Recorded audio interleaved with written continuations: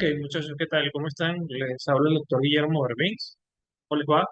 A ver, el día de hoy tenemos planificado dar una clase sobre son nerviosos. ¿Bien? Para los que no me conocen, yo soy el doctor Guillermo Berbins y estamos en este momento, a ver, organizando una clase gratuita eh, impulsada por ABIMED. Nosotros somos una organización que se dedica a formar futuros estudiantes dentro de las ciencias de la salud. ¿Sí? Entonces, bien, sé que algunos que están por aquí me conocen. Les voy a pedir por favor que cualquier duda que tengan, activen su micrófono o bien pueden escribir en el chat como quieran. Si activan su micrófono un poco más rápido, ¿sí? Entonces, hoy vamos a hablar de cómo funciona el impulso nervioso, ¿sí? Ahora, para poder entender esto, yo sé que aquí hay estudiantes de diferentes niveles, ¿ok? Porque sé que aquí hay estudiantes que están comenzando, sé que están algunos estudiantes de medicina que ya vienen avanzados, incluso sé que hay algunos también médicos egresados que se están interesando y se han conectado también. Nosotros vamos a explicar el impulso nervioso desde lo más básico, ¿sí? Entonces, para aquellos que no tengan un conocimiento previo puedan entender las cosas. Voy a explicar con bastante detalle y necesitamos una base primero para poder entender. A ver, la explicación del impulso nervioso, para poder entenderla, necesitas un background de biología celular y molecular y algunos conceptos previos. Entonces voy a hacer referencia por encima a algunos de esos conceptos. ¿Ok? Entonces, para poder entender el impulso nervioso, una de las primeras cosas que debemos entender en sí es el funcionamiento de la membrana plasmática. Y de hecho en eso se va a enfocar esta explicación previa. Entonces, vamos a primero entender la membrana plasmática. ¿Qué es la membrana plasmática? Porque la neurona pues, está formada por membrana, al ser una célula, por supuesto, y una vez que entendamos la membrana en sí, al final vamos a explicar el impulso nervioso. Esta va a ser una clase, digamos, un poco, a ver, probablemente nos lleve unas 2 horas.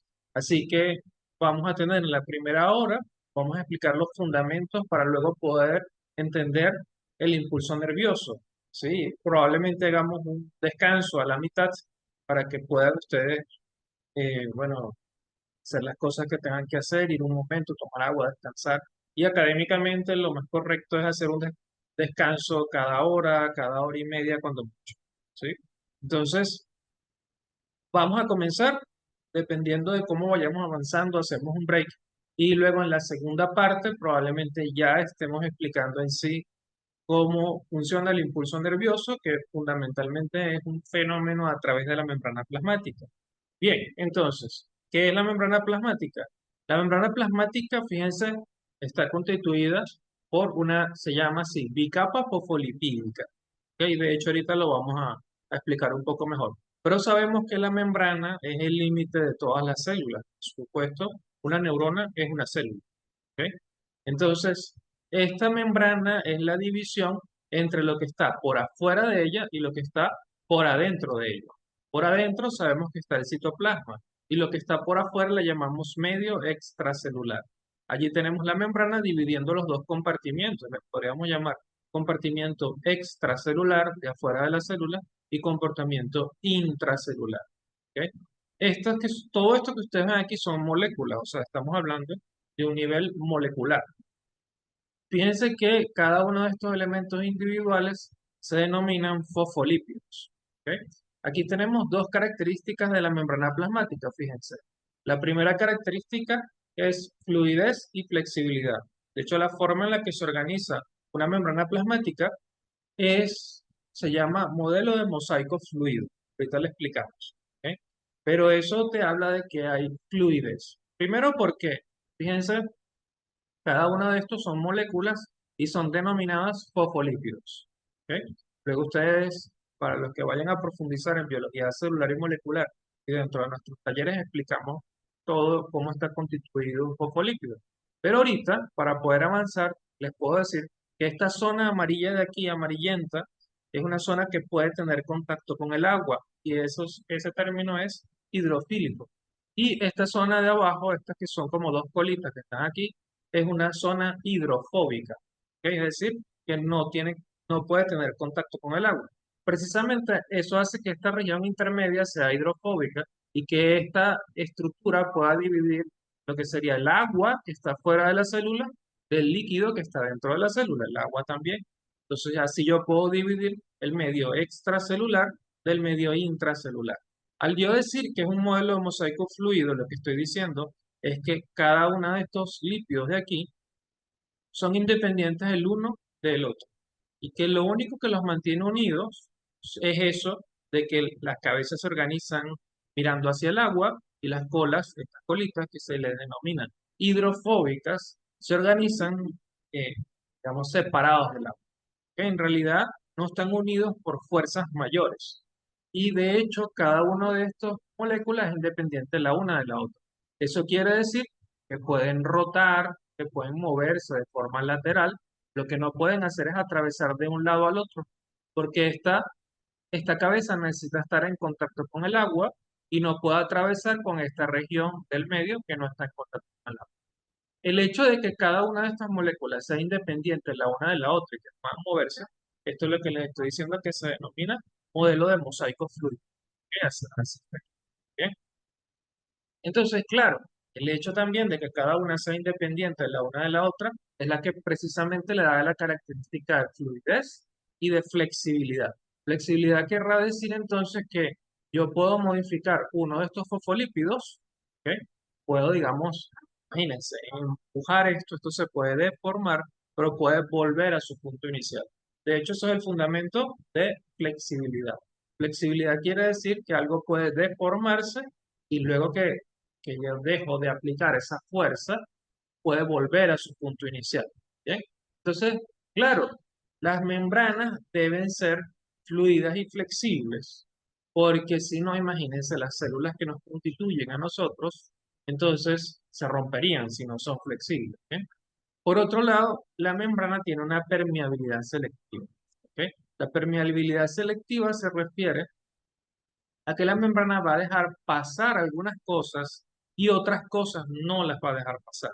¿Bien? Es decir, cosas que están, moléculas que están en el medio extracelular, algunas pueden pasar y otras no pueden pasar, ¿sí? Pueden permear. Por eso este término, y es una de las características de la membrana, es permeabilidad selectiva. ¿Ok? De esa manera se constituye, o sea, cuál es el contenido interno de la célula, dependiendo de qué cosas pasen y qué cosas no pasen a través de la célula. Bien, ahora vamos a hablar de algunas cosas adicionales. Por ejemplo, eh, la bicapa en sí, que esta estructura ya les he dicho que se llama bicapa fosfolipídica, que cada una de estas es un fosfolípido y se organizan en dos capas, una capa que mira hacia afuera y otra capa que mira hacia adentro. Por eso se llama bicapa fosfolípica. ¿Cuáles son los fosfolípidos en sí que le constituyen? Esta es la estructura molecular, que no la vamos a hablar ahorita, pero miren los nombres. Ácido fosfatídico, para los que estudiaron ya lípidos, lo deben reconocer. Fosfatidilcolina, fosfatidiletonolamina, tienen unos nombres un poco extraños. Fosfatidilserina, fosfatidilinositol, ¿ven? Esfingomielina, glucolípidos. Bueno, estos son los componentes de membrana, colesterol. Específicamente, el colesterol es un componente de membrana muy importante para nosotros y para las membranas animales, porque el colesterol le ayuda a la membrana a resistir cambios de temperatura, ¿ok? A que cuando la membrana someta frío-calor, no haya una modificación amplia en sus características. Aquí el punto es de todos estos fosfolípidos de aquí, todos estos son fosfolípidos. Hay dos cosas importantes. Primero, normalmente lo que tiene colina, así se llama, es una molécula, colina y carbohidratos siempre está en la monocapa externa, la que mira hacia afuera de la célula. Bien, aquí está, este se llama fosfatidilcolina, miren aquí por aquí hay otro, este se llama esfingomielina, que también tiene colina, por aquí está la estructura molecular, esfingomielina, y los glucolípidos que tienen carbohidratos. Todo lo que tiene colina y carbohidratos está mirando hacia la monocapa externa. Y lo que suele estar en la monocapa interna, la que mira hacia el citoplasma, y hay una mnemotecnia para recordarlo, es CI, sería fosfatidilserina, la S, Fosfatidil, vamos a buscar la etanolamina. Fosfatidil, etanolamina, la E, entonces la S, la E, 6, y fosfatidil inositol. 6. Fosfatidilcerina, fosfatidil etanolamina y fosfatidil inositol. Para los que están por iniciar en los temas de biología celular y molecular, luego van a tener que aprenderse estos términos. ¿Ok? Digamos, esta forma de decir, y bueno, dentro de la ciencia de la salud siempre hay muchos términos extraños y muchas palabras nuevas, y es una habilidad el poder en repetir esas palabras nuevas. Y no solamente con moléculas, más adelante habrá muchas otras.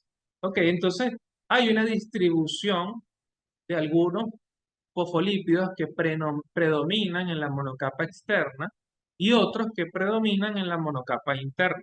¿Sí? Eso le da algunas características a la membrana. Y les he dicho también que el colesterol es muy importante. Y les voy a explicar algo. Resulta que el colesterol, este que está aquí, que no es el mismo colesterol que nos miden cuando dicen tienes el colesterol alto, eso es en sangre, ¿sí? Eso no los miden en la sangre. Pero estos son los colesteroles que están, que también se pueden medir en sangre, pero son los colesteroles que están en las membranas. Y es normal que estén en las membranas. Ahora, cuando la membrana plasmática, esta bicapa, se somete al frío y calor, el frío hace que la membrana se ponga rígida y el calor hace que la membrana se vuelva demasiado fluida.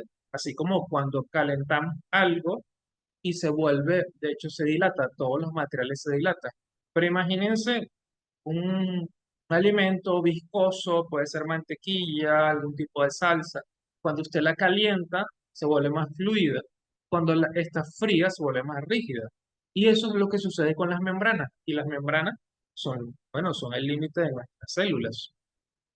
Eso querrá decir entonces que con el frío y con el calor, esto volverá más fluida y menos fluida la bicapa. Pero cuando está el colesterol allí, el colesterol amortigua esos cambios.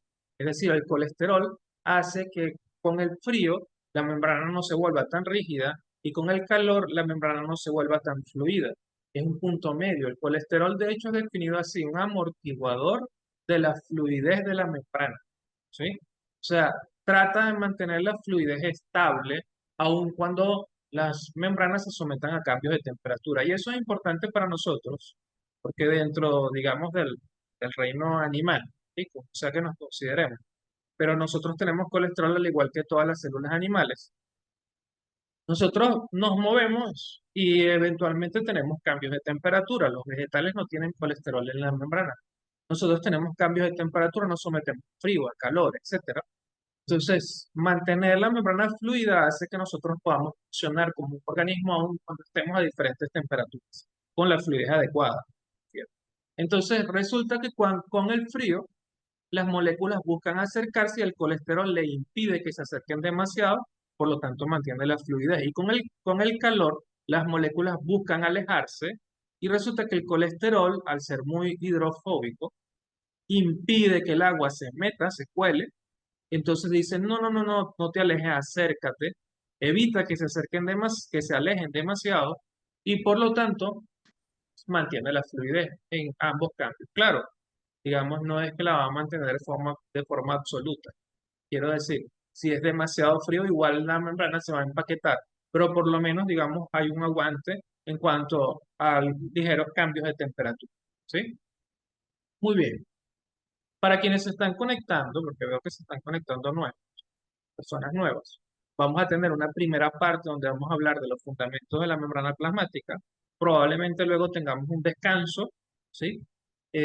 Todo este transitar va a ser aproximadamente 90 minutos o va a ser 2 horas.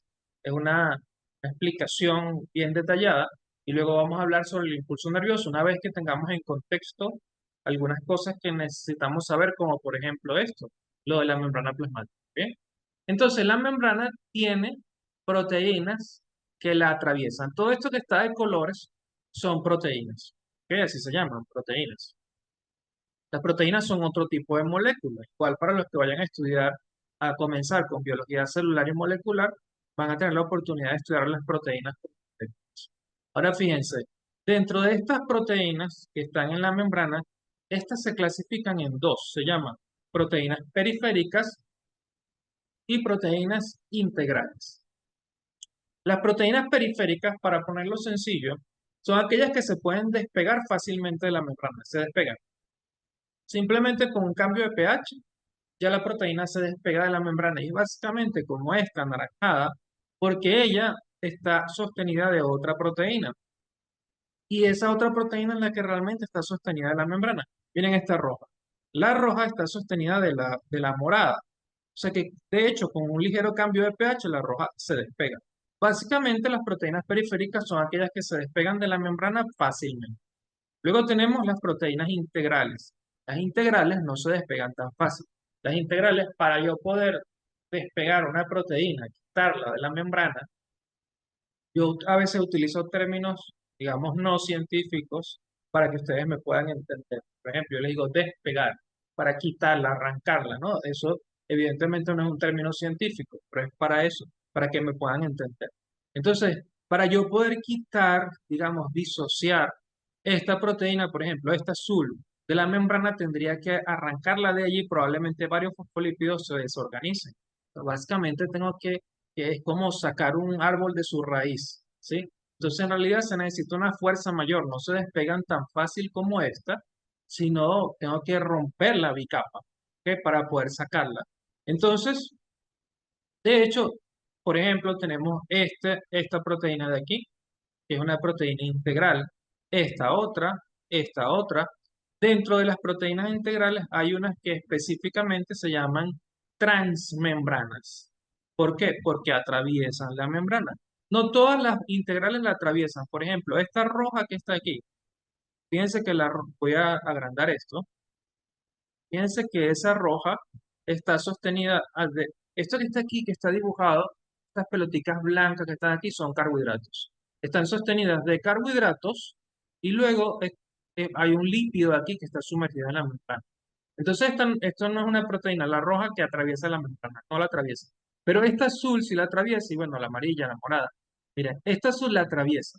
Esa azul es considerada una proteína transmembrana, así se llama. Entonces, para concretar, tenemos a las periféricas que se despegan fácilmente, tenemos a las integrales que para poder despegarlas de la membrana tengo que arrancarlas prácticamente, romper la membrana. Y dentro de las integrales tengo a las transmembranas, que específicamente atraviesan la membrana de un lado al otro. Bien, estas son proteínas de membrana. Las estamos estudiando porque de hecho van a ser importantes. Primero, son importantes dentro del estudio de la membrana plasmática y segundo, son importantes dentro del proceso que vamos a ver del impulso nervioso. Bien, aquí tenemos, esta es la bicapa fosfolipídica, esta es la membrana, ¿ok? Que está separando, miren, el exterior celular del citosol, ¿bien? Y miren que las proteínas transmembranas pueden atravesar la membrana una vez o muchas veces. ¿Ok? Atraviesa muchas veces la membrana. Si no me equivoco, son 12, no sé, habría que contarlas. Y miren esta otra, que la atraviesa una sola vez. Les había dicho, cuando estudiábamos los componentes de membrana, todo lo que tenga colina y lo que tenga carbohidratos mira hacia el exterior celular. Aquí tenemos incluso las proteínas, los carbohidratos que están unidos a esas proteínas, que son estas pelotitas blancas, ya son carbohidratos, siempre están mirando hacia afuera. No hay carbohidratos unidos del lado de adentro. No existe. Que la forma en la que se unen esos carbohidratos a estas proteínas eh, hace que siempre estén viendo hacia el lado de afuera. Estas proteínas con carbohidratos específicamente se llaman glicoproteínas. Glico, haciendo referencia a carbohidratos, a glucosa. Entonces, glicoproteínas porque es la unión de esos dos tipos de moléculas. Así como cuando veíamos lípidos y estos lípidos que se les une carbohidratos, allí estaban en algún punto, se denominan glucolípidos. Aquí está. Glucolípidos, que son, por ejemplo, este lípido con carbohidratos. Bien. Ok. Fíjense, hay algunas proteínas transmembranas que tienen una organización especial. Esta que atraviesa la membrana así, esto se llama hélice alfa. Es como una espiral. ¿Ok? Algunos ya deben haber estudiado esto. Se estudia cuando vemos moléculas. ¿Ok? Entonces, esto de aquí se llama hélice alfa. Y el punto es que esta región de la proteína que está atravesando la bicapa es una región que, como ya habíamos dicho, debe ser hidrofóbica. ¿Por qué? Porque aquí hay agua aquí hay agua, y en esta región no hay agua. ¿Ok? Así que debe concordar del hecho que está pasando por una región donde no hay agua, donde las moléculas que están aquí son denominadas hidrofóbicas porque no pueden mezclarse con agua. Entonces, esta parte de la proteína debe concordar con esa característica de que sea hidrofóbica. Igual todas las demás, ¿no? Todas las de aquí. Ahora, sí es cierto que esta región de aquí sí debe poder mezclarse con el agua porque aquí lo que hay es agua. Agua del medio extracelular. ¿Bien? Ok. Miren, esta es otra forma de que tienen las proteínas transmembranas que ya habíamos mencionado. Esto se llama barril beta. Esto que está aquí, que son como unas hojas, de hecho se llaman hoja beta, son como unas láminas. Bueno, son una organización de la proteína también. También se estudia cuando estudiamos las moléculas. Pero fíjense que esto se llama barril, tienen que imaginarse como una especie de barril como el del Chavo del Ocho, donde se como que se añeja el vino, ¿verdad? El licor, donde hay como una especie de listones más verticales, estos son como diagonales, ¿verdad? Y bueno, entonces asemeja a un barril y por eso esto se llama barril beta. Pero fíjense que hace como una especie de hueco, como un orificio.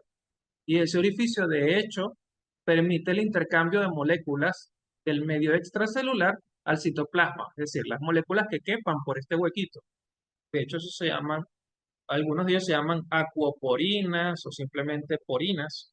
¿Ok? Son como poros que tiene la célula y que tiene la membrana y que permite entonces que si la molécula cabe, pueda pasar de un lado al otro.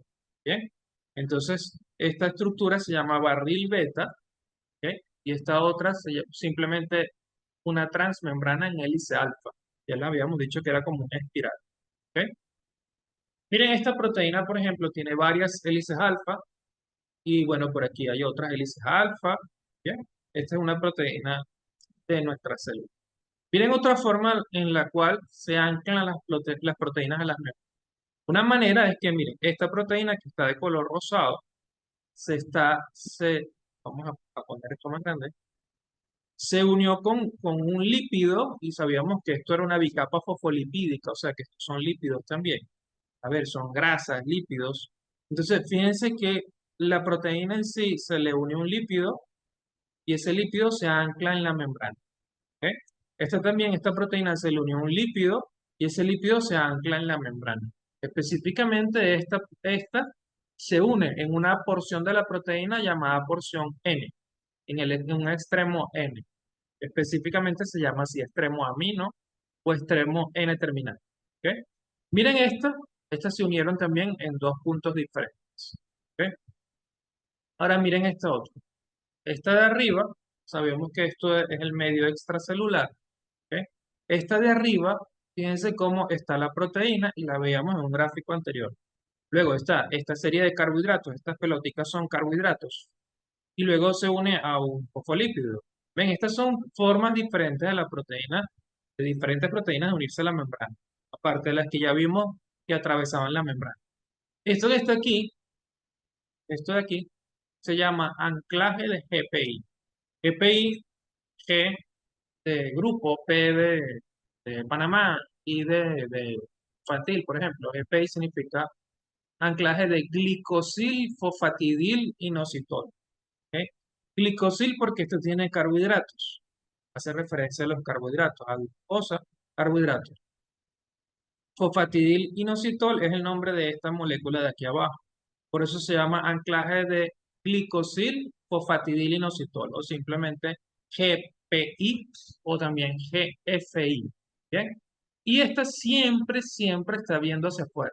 No hay este tipo de anclaje del lado de adentro. No hay. Siempre hay del lado de afuera. Y miren que también puede tener además carbohidratos unidos a la proteína. ¿Bien? Ok. Ahora, una de las características de la membrana. Ya vimos la membrana con un enfoque, digamos, estático. ¿Ok? ¿Cuáles son las características? Ahora vamos a ver un poco las membranas con un enfoque dinámico, ¿sí? Con un enfoque, digamos, de movimiento.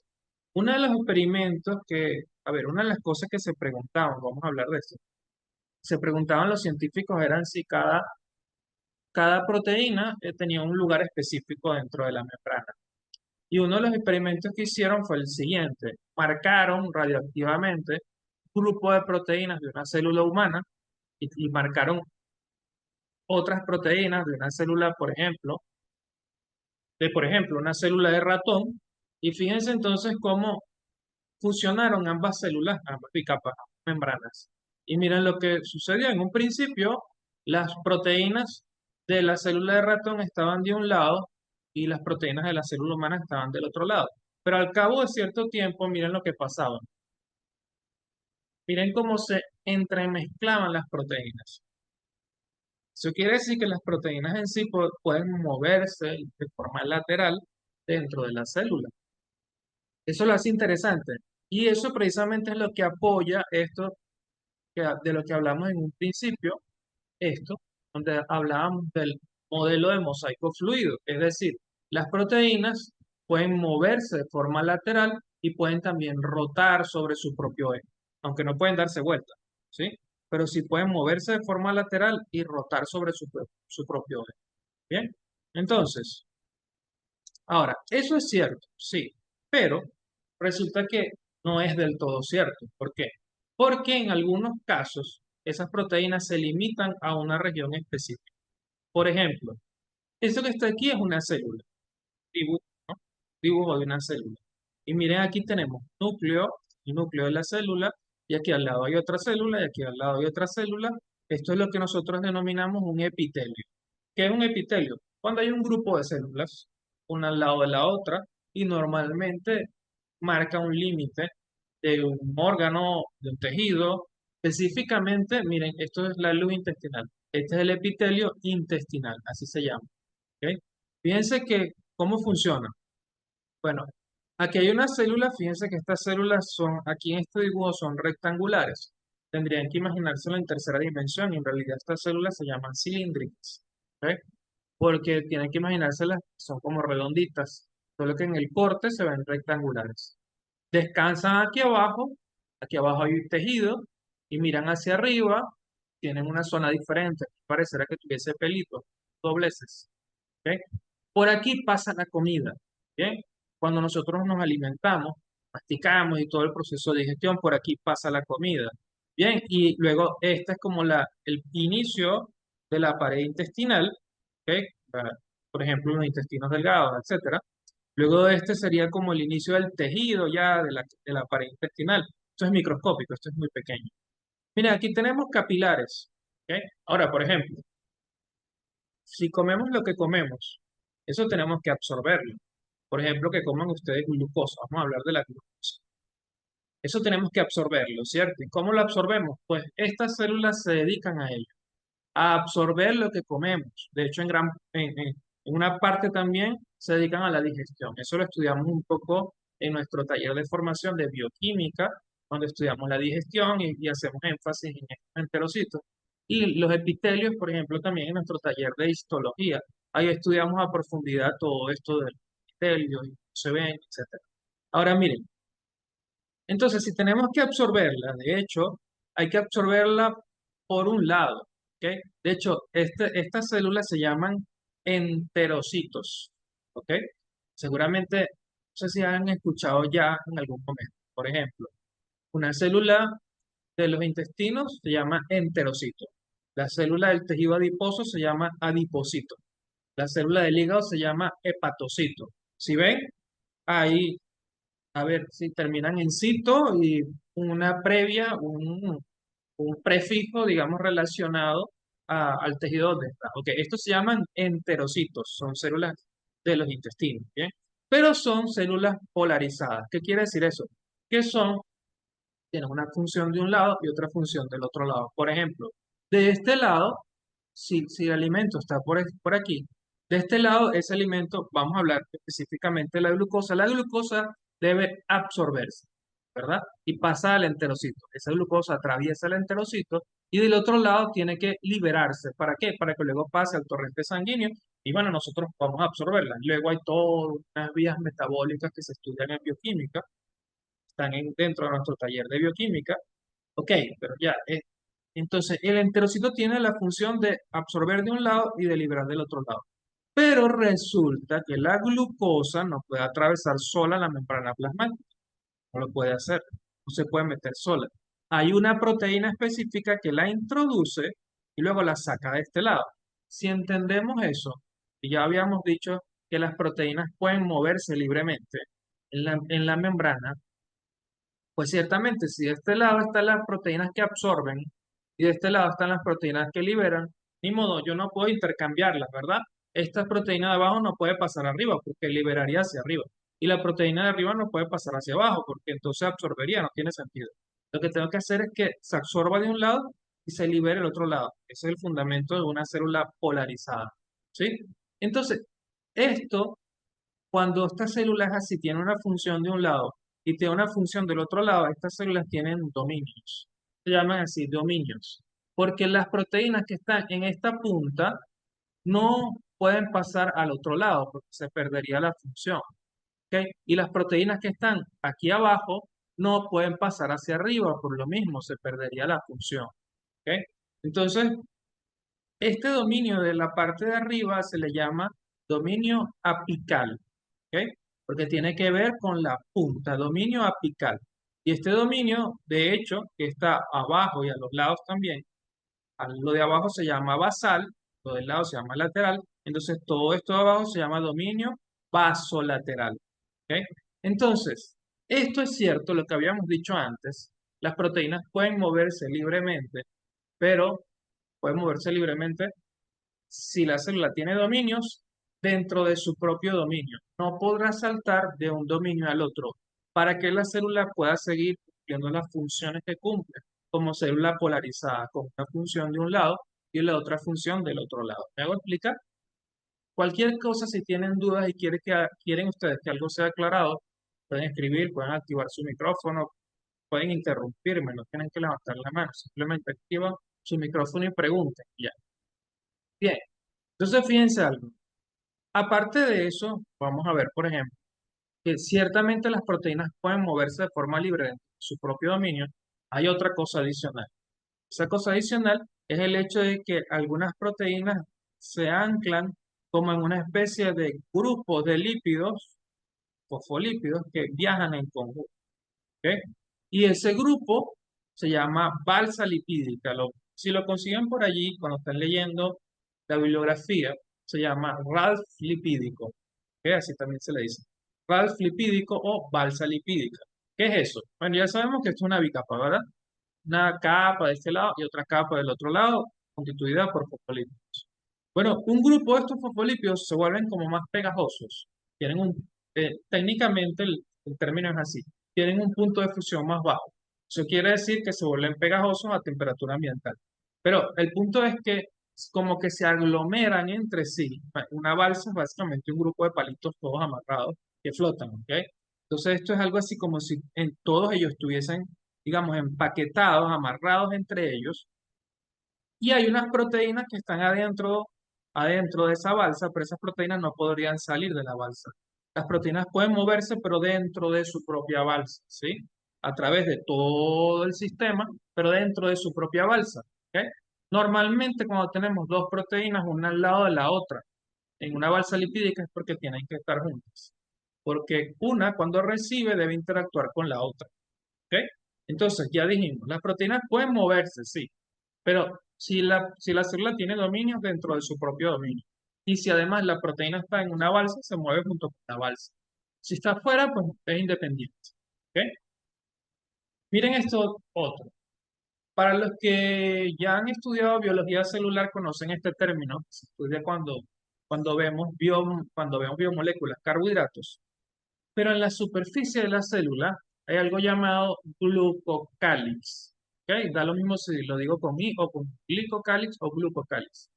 Entonces, fíjense, primero habíamos visto que esta membrana, que era una membrana de la parte de arriba del enterocito, miren que como pelitos, esto es un dibujo, pero esta es una fotografía real. Esta es una fotografía de una microscopía electrónica, un tipo de microscopio que tiene un aumento muchísimo mayor. Ok, esta es una fotografía real y vemos aquí arriba, hay como una especie de alfombra, ¿ok? Eso básicamente son proteínas y carbohidratos, que en estos dibujos los estamos viendo. Miren, grupos de proteínas con carbohidratos unidos. Esto en sí es el glucocálix y es lo que estamos viendo aquí. Aquí, ven, aquí en la parte de arriba. Proteínas con carbohidratos. Estas líneas negras son la membrana. ¿Ok? Resulta que el glucocálix tiene funciones muy importantes. Por ejemplo, tiene funciones para proteger. En este caso, el glucocálix, por ejemplo, está presente en las células intestinales. Aquí. Claro, imagínense, por aquí pasa la comida, ¿verdad? Y de pronto tú te comiste un pedacito de hueso, porque se coló, eso es microscópico, un pedacito de hueso. ¿Qué pasa si esto está desprotegido? Pues si un pedacito de hueso afilado va a romper la membrana, incluso aunque sea algo no muy rígido, podría romper la membrana, pero si tenemos una alfombra protectora aquí, no la va a romper tan fácil, ¿ok? Esa es una de las funciones que tienen, son funciones estructurales, donde tienen una protección, ¿ok? Ahora, o sea, funciona como una protección. Ahora, ¿qué otra cosa sucede? Otra función que tiene este glicocálix es señalización celular. Ese es el término. ¿Pero qué quiere decir eso? Señalización celular quiere decir que es la forma en la que yo puedo identificar a la célula. Una- es un tipo de señalización. Es decir, yo puedo saber qué tipo de célula es, sabiendo qué tipo de carbohidratos y proteínas tienen en su superficie. Así podemos identificar si esta célula es mía o si no es mía. Y si no es mía, por ejemplo, la ataco. ¿Ok? Entonces, bien, tiene dos funciones, como señalización celular y como protección. ¿Ok? Es decir, como identificación de la célula y como protección también. Por otro lado, vemos esto. ¿Ok?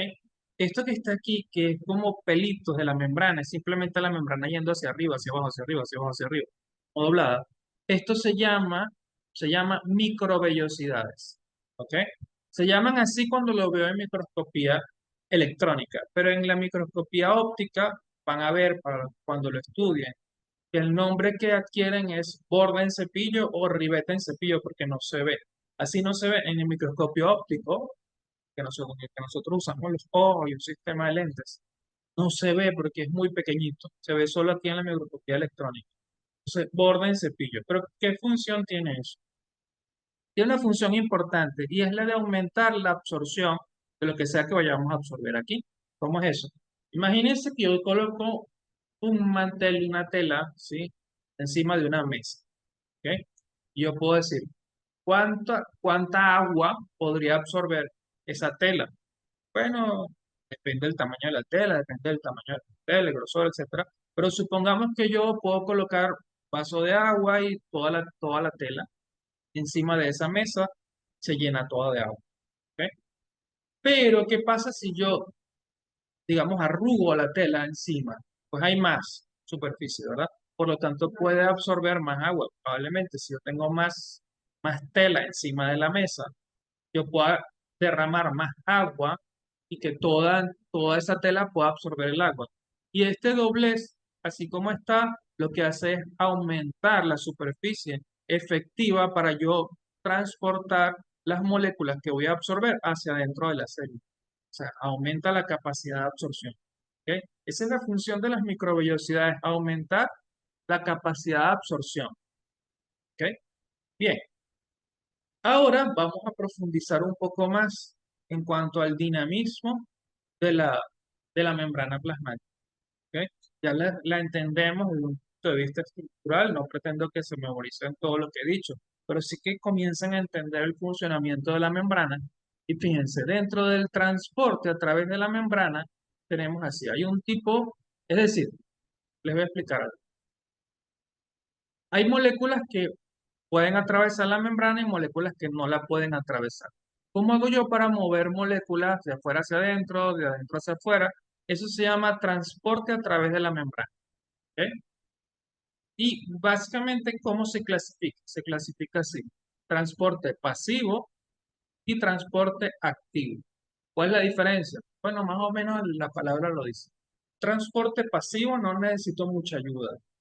Prácticamente la molécula pasa sola, saco un poquito de ayuda. En el transporte activo, yo tengo que tomar un papel más activo en ese transporte para que se haga posible.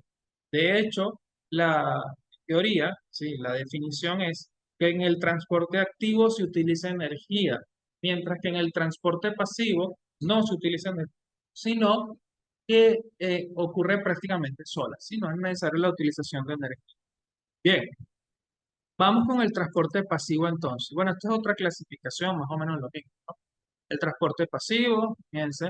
De hecho, aquí está, se divide así, difusión simple, difusión facilitada, hay proteínas transportadoras, hay canales. Que vamos a irlo viendo poco a poco y vamos a arrancar con el transporte pasivo. El transporte pasivo es otra clasificación. Vamos a comenzar por la difusión simple dentro del transporte pasivo. ¿Ok? Así se llama y así lo van a conseguir en la difusión simple ocurre cuando algunas moléculas pueden atravesar la bicapa, ¿ok? Y simplemente lo van a hacer por una propiedad que se llama difusión, ¿ok? Es decir, que las moléculas tratan de distribuirse de forma igualitaria. Miren que aquí en el medio extracelular hay cierta concentración de esta molécula que no sabemos cuál es, puede ser cualquiera. Y aquí en el medio intracelular no lo hay. Recuerden esto, dentro de la ciencia, dentro de la biología, de las moléculas, todo siempre busca un equilibrio. En este caso, las moléculas del lado de afuera tratan de equilibrarse con el lado de adentro y quieren pasar. Cuando las moléculas quieren pasar de un lado al otro para equilibrarse, eso se llama gradiente. ¿Ok? Es digamos, el impulso de la molécula por pasar hacia el otro lado. ¿Ok? Y lo que sucede es que como las moléculas, en este caso, pueden atravesar la membrana, ¿por qué?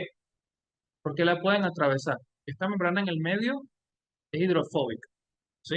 Y resulta que estas moléculas, aunque estén en el agua, también tienen una buena característica de ser iguales a esto, o sea, también son hidrofóbicas. Así que no tienen problemas, pueden meterse hacia el otro lado. ¿Ok? Simplemente atraviesan al otro lado y lo van a seguir haciendo hasta que las concentraciones del lado de afuera y del lado de adentro se igualen. ¿Ok?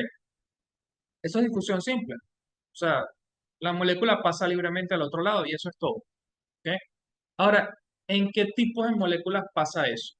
Bueno, ya les dije que esta región de aquí es hidrofóbica y resulta que los gases, como el oxígeno, como el dióxido de carbono, pueden atravesar libremente la bicapa, la membrana y meterse, ¿sí? Por eso es que nosotros respiramos y el oxígeno se puede transportar a todas las células e introducirse en las células. Bien, miren, el dióxido de carbono también, ¿ok? Algunas moléculas que tienen las mismas características de los lípidos, que se denominan moléculas hidrofóbicas, también pueden atravesar, porque esta región es hidrofóbica y las moléculas hidrofóbicas, que está el benceno, por ejemplo, puede atravesar libremente. Ahora, pero miren cuáles no pueden atravesar. Cuando las moléculas tienen carga, como esta región, en teoría, se los puedo explicar, no tiene carga, esta región no, es neutra, no tiene ningún tipo de carga. Entonces, esta región neutra no concuerda con la polaridad de las cargas de otras moléculas. Por ejemplo, estos que son iones, cloro, sodio, calcio, nada de esto, aminoácidos que tienen carga también, no pueden pasar. Luego tenemos estas moléculas de aquí, que son también, tienen carga, pero tienen una carga más débil. Que, por ejemplo, la glucosa es una molécula cargada, pero se le llama una débil polaridad, o sea, una carga muy débil. ¿Ok? Y estas también, el agua es una molécula también, una carga, pero es débil, el etanol también. Miren, cuando las moléculas se les llama así, aquí moléculas polares, de hecho más específicamente son así, polares sin carga, o sea, tienen una polaridad muy débil. De este tipo de moléculas que son de polaridad débil, las pequeñas sí pueden pasar, pero las grandes no. ¿Ok? Fíjense, las polares débiles, pequeñas como el agua, sí atraviesan. Pero las polares débiles, grandes como la glucosa, no pueden. ¿Ok? Y aquí vemos un resumen en sí. Yo les decía hace poco que la glucosa no podía atravesar sola, y aquí lo vemos. ¿Ok? Miren, ¿cuáles pueden pasar entonces en difusión simple? Los gases, las moléculas hidrofóbicas, que son las mismas neutras, y estas que son polares débiles, pero solo las pequeñas. y cuáles no pueden pasar. Las polares débiles grandes y cualquiera cargada. Sea grande o sea pequeña, las cargadas ninguna pasa. ¿Ok? Bien, entonces fíjense, esto era difusión simple. ¿Ok? Vamos entonces con el otro tipo, difusión facilitada. La difusión facilitada, miren, aquí lo que sucede como por ejemplo la glucosa no puede pasar, pero alguna forma de pasar debemos tener, ¿sí? Para que pueda introducirse la glucosa dentro de la célula. Y miren, esto que está aquí se llama una proteína transportadora, una proteína transmembrana como las que veíamos antes. Pero fíjense que tienen como dos conformaciones. Miren, cuando están mirando del lado de afuera, este es el medio extracelular, y cuando están mirando del lado de adentro. ¿Se acuerdan del término de gradiente? Cuando les había dicho que hay un gradiente y es cuando las moléculas predominan de un lado de la membrana y no del otro lado. Sí, eso era gradiente. En este caso, miren, para este dibujo hay 6 moléculas de glucosa, 5 aquí y una aquí. 6 moléculas de glucosa, ven, están del lado de afuera y del lado de adentro no hay una en el medio. Del lado de adentro no hay. Eso es un gradiente. La glucosa va a querer pasar al otro lado. ¿Y cómo hace para pasar al otro lado? Bueno, de hecho el gradiente se va a mantener hasta que se igualen. Por ejemplo, hay total 4, 5, hay 5. ¿Qué más? Bueno, hay 5. Entonces, cuando se equilibren, en teoría deberían ser 3 y 3, ¿no? Para que se equilibren. O digamos 3 y 2, está cerca del equilibrio, ¿no? Pero cuando sean más o menos la misma cantidad de moléculas del lado de afuera que del lado de adentro, se equilibra. Mientras tanto, van a querer hacerlo, van a querer equilibrarse. Y es un impulso normal de las moléculas. O sea, ocurre solo. Entonces, fíjense lo que tiene que hacer la proteína transportadora. Simplemente abrir hacia arriba, hacia afuera, quiero decir, medio extracelular. Allí se une una glucosa, luego abre hacia adentro, la glucosa se libera y así transportó una glucosa, luego se abre hacia afuera y aquí lo que va a hacer es que probablemente una otra glucosa y todo se repite hasta que se equilibren las concentraciones. ¿Ok? La primera se llamaba difusión simple porque no necesitaba de nada, simplemente la molécula pasaba. Esta se llama difusión facilitada porque ya está siendo ayudada, porque la molécula no puede atravesar sola, necesita una ayuda. ¿Ok? Y la ayuda entonces, fíjense que puede ser por medio de esta proteína que se llama proteína transportadora, también se le llama carrier. Lo pueden conseguir en los libros así, como carrier. ¿Ok? Bueno, proteína transportadora es un término en inglés, pero se lee así simple. Bien, difusión simple, difusión facilitada, y la difusión facilitada puede ser por medio de proteína transportadora, que es la que acabamos de ver, pero miren, vamos a ver otra. Se llaman canales. Esto es fundamental para poder entender lo del impulso nervioso. Bueno, aquí hay una adicional que son las acuoporinas, pero vamos primero a canales. Los canales, a diferencia de las proteínas transportadoras, los canales se abren a ambos lados a la vez. Es como un conducto, ¿sí? Entonces miren esto.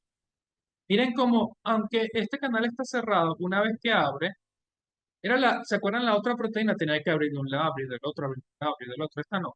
Esta está abierta constantemente. Bueno, cuando abre, se asoma de ambos lados a la vez. Y las moléculas pueden fluir de un lado al otro rápidamente. ¿Ok? Este es el término de canales. Dentro de los canales, porque hay canales de muchos tipos. Por ejemplo, canal de agua. En este caso se le llama acuoporinas. Es un pequeño canal cuya única función es que las moléculas de agua pasen de un lado al otro. ¿Ok? Facilita el paso de agua. Y esto es importante, por ejemplo, hay acuoporinas en las células epiteliales, hay acuoporinas para intercambiar el agua que tiene una célula con el agua que tiene la otra célula, entre ellas dos. Y bueno, para que una sola célula no se quede sin agua, sino que entre todas se comparten el agua, el citoplasma que tiene. Bien. Bueno, también esas acuoporinas funcionan en otros lados también. Luego tendrán la oportunidad de estudiar más avanzado en anatomía microscópica, en histología. Se estudia también las acuoporinas, cómo funcionan dentro del sistema renal, etcétera. Ya luego les verán. Pero hay unos canales específicos que son de iones y estos son los que se llaman así, canales iónicos. Iones como cloro, sodio, potasio, calcio, ¿sí? Son átomos carga, hidrógeno, etcétera. Entonces, los canales más estudiados son los de sodio y potasio, que los vamos a ver más adelante. ¿Ok? Pero miren en este caso, miren cómo hay tres características importantes de estos canales. Por ejemplo, miren, esto que está aquí es como una compuerta del canal que se puede mantener cerrada y bajo cierto estímulo se abre. ¿Ok? Entonces, lo primero de los canales es que muchos canales pueden ser regulados. Entonces, regulabilidad del canal. O sea, yo puedo decidir cuándo se abre. ¿Ok? De los canales regulados hay dos tipos. Un tipo que es regulado por voltaje y otro tipo que es regulado por ligando. ¿Cómo es eso? Un ligando es una molécula que viene y se posa sobre el canal. Podría ser, por ejemplo, un neurotransmisor, una hormona, ¿sí? Una molécula de señalización. Por ejemplo, ¿cuál es el neurotransmisor más famoso? Se llama acetilcolina. Por ejemplo, podría ser la acetilcolina que venga, que es una molécula, y se posa aquí sobre el canal PUP, y esto hace que el canal abra. Y entonces permite el ingreso de iones, por ejemplo, que este sea canal de calcio, y permite el ingreso de calcio hacia dentro de la célula, y eso va a originar un efecto dentro de la célula. Por ejemplo, eso que les estoy diciendo terminará generando contracción muscular, ¿sí? Que el hecho de que el músculo se contraiga. Eso lo estudiarán luego. ¿Ok? Entonces, el de una molécula posándose sobre el canal, y esa es la señal para que abra, es un canal regulado por ligando. Lo que se liga es lo que se une. ¿Sí? El otro se llama canal regulado por voltaje. Voltaje, no vamos a entrar demasiado en conceptos energéticos, pero un voltaje básicamente es una diferencia de cargas. ¿Ok? Y normalmente la membrana tiene una diferencia entre las cargas que hay afuera y las cargas que hay adentro. Eso se traduce en cierto voltaje. Resulta que el canal se mantiene cerrado si hay un voltaje específico dentro de la célula. Pero si hay un cambio de voltaje, entonces el canal abre. ¿Ok? Cuando abre, permite el ingreso de iones. Entonces tenemos canales regulados por ligando y canales regulados por voltaje. ¿Ok? Los regulados por voltaje son los que participan en el impulso nervioso, que vamos a explicar ya más adelante. ¿Ok? Entonces, fíjense, por ejemplo, aquí ya les había dicho, canal regulado por ligando, canal regulado por voltaje, esto es la propiedad de regulabilidad del canal. Hay otra propiedad, que es la velocidad. ¿Por qué? Porque cuando se abren las moléculas, bueno, los iones que van a atravesar de un lado al otro, atraviesan muy rápido. ¿Ok? A diferencia, por ejemplo, de este de aquí que ya habíamos estudiado, que es el carrier, es un poco más lento porque tiene que abrirse de un lado, transportar hacia el otro y abrirse, y va una a una, por un lado para el otro, por un lado para el otro. Va una a una, es un poco más lento. En cambio aquí, al ser un canal, lo que vaya a pasar, iones pasan muy rápido y no tienen que estar la proteína cambiando de conformación a cada rato, sino que de una vez pasa todo, ¿sí? Entonces, regulabilidad, em, velocidad y también hay otra cosa, especificidad. ¿Ok? La especificidad tiene que ver con que hay un canal específico para un ion, por ejemplo. Por eso se llama canal de calcio, por ejemplo, o canal de sodio, ¿sí? Esto es la especificidad. Miren, en este caso, por ejemplo, tenemos el canal de sodio.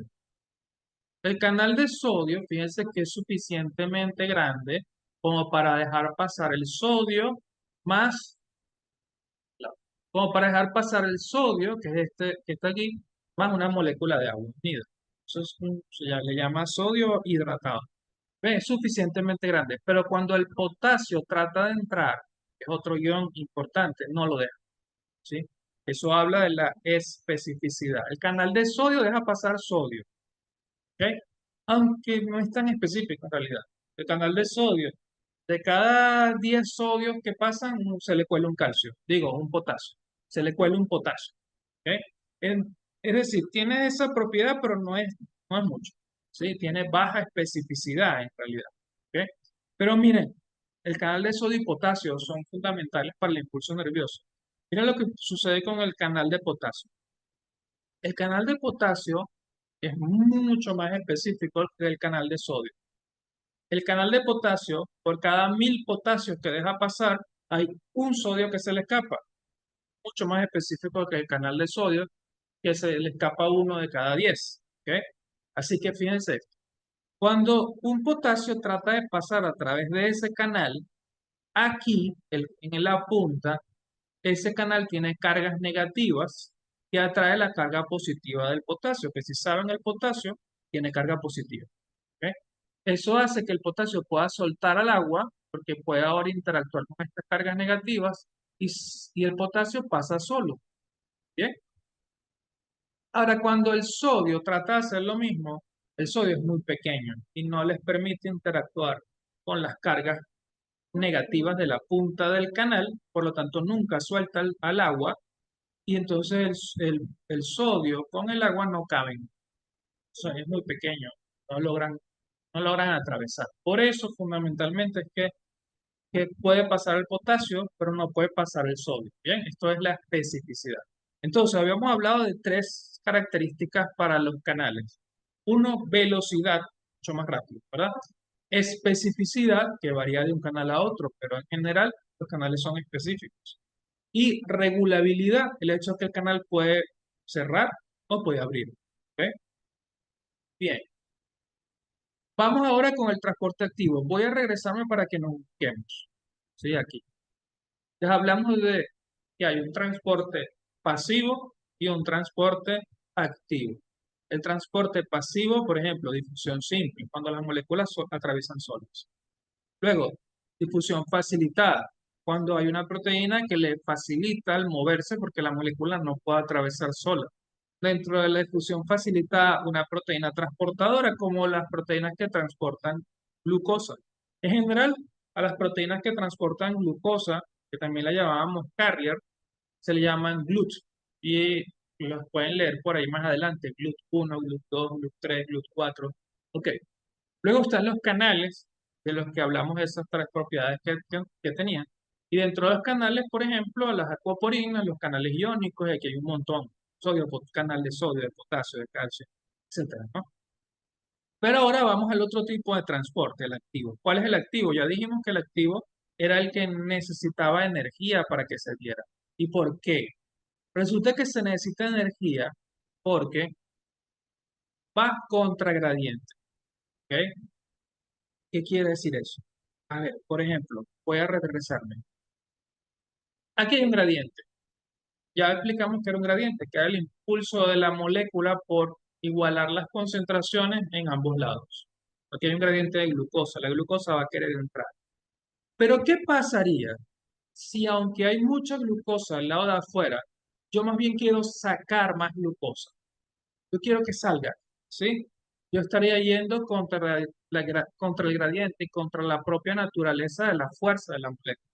Sí, eso es algo así como cuando ustedes están haciendo, están metiendo ropa en la maleta, en el equipaje, ya no cabe más, pero ustedes quieren que entre más ropa. Van a tener que empujar las prendas y a comprimir la tela para que todo entre, así que tienen que hacer fuerza. Entonces, si por ejemplo yo quiero sacar más glucosa, en esta analogía, ya hay mucha glucosa afuera, pero quiero sacar más, voy a tener que invertir energía. Por eso, el transporte activo va contra gradiente. La molécula ya está muy concentrada de ese lado, pero yo quiero hacer que se concentre más todavía. Sí, de hecho, por eso que está concentrada, porque la he estado moviendo utilizando energía. Bien. Dentro de ese tipo de transporte hay uno que es así, dirigido por la hidrólisis de ATP. Dirigido por la hidrólisis de ATP y el otro se llama dirigido por gradiente iónico. Vamos a estudiar estos dos. Pero dentro del transporte dirigido por la hidrólisis de ATP hay uno muy importante que es fundamental para que todo nuestro cuerpo funcione bien, que se llama bomba de sodio y potasio. Cuando yo digo bomba, es porque se bombea como una bomba de agua, por ejemplo, que bombea agua, le imprime fuerza al agua dentro de la tubería. para que vaya contra gravedad y ascienda, por ejemplo, para que, digamos, se mueva más rápido. Esta bomba de sodio y potasio entonces va a impulsar al sodio y al potasio, moverse a compartimentos específicos. Bien. Entonces, dentro de la bomba de sodio y potasio vamos a ver cómo funciona. Les he dicho que es fundamental, primero, para que nuestro cuerpo funcione bien, nuestras células funcionen bien. Y segundo, es fundamental también para que el impulso nervioso ocurra. ¿Ok? Y ya vamos a explicar. Ahorita en breve vamos a hacer un break, nos tomamos unos 10 minutos para descansar y luego vamos a continuar. Pero vamos a explicar la bomba de sodio y potasio. ¿Ok? Dentro de la bomba de sodio y potasio, fíjense que aquí la vemos que cambia de conformación. ¿Ok? Vemos que puede estar mirando hacia adentro, aquí puede estar mirando hacia afuera, mirando hacia afuera. Y básicamente lo que sucede es lo siguiente. De antemano ya hay mucho sodio afuera y mucho potasio adentro. Esa es la constitución normal de nuestras células, con bastante sodio afuera y bastante potasio adentro. Pero la bomba de sodio y potasio lo que hace es sacar sodio, es decir, está yendo contra gradiente, ¿sí? Está sacando sodio, miren aquí, y a pesar de que hay mucho sodio afuera, sigue sacando más. E introducir potasio. Igual, ya a pesar de que hay mucho potasio adentro, sigue introduciendo más. Lo que hace es bombear, ¿ok? ¿Y cómo lo hace? Utiliza la energía del ATP. Que como sabemos, el ATP es una molécula que transporta energía, ¿sí? Ahora, miren, miren, cuando mira del lado de adentro, cuando mira del lado de afuera, cambia un poco, pero fíjense que aquí hay tres lugares donde se puede unir el sodio. Y aquí hay dos lugares, de hecho, donde se van a unir los potasios. Esos lugares, fíjense cuando la bomba está viendo hacia adentro, tres sodios se unen. ¿Ok? Luego lo que ocurre es que el ATP, que es una molécula energética, entrega un grupo fosfato, aquí ven la P, grupo fosfato. Para los que no saben qué es un grupo fosfato, es un fósforo más cuatro oxígenos. Bueno, es un grupo funcional, luego pues, ¿ok? Pero entrega un grupo fosfato y ahí se libera energía, en este punto. Por eso se dice que este es un transporte que utiliza energía. En ese momento, con la unión de este fosfato, el, la bomba cambia de forma. Ahora miren cómo mira hacia afuera. Miren ahora estos lugares donde se unía el sodio, ahora tienen otra forma. Esta forma original al principio se le llama estado de alta afinidad, o sea, atrae al sodio. Y este se llama estado de baja afinidad, o sea, ya lo libera, ¿sí?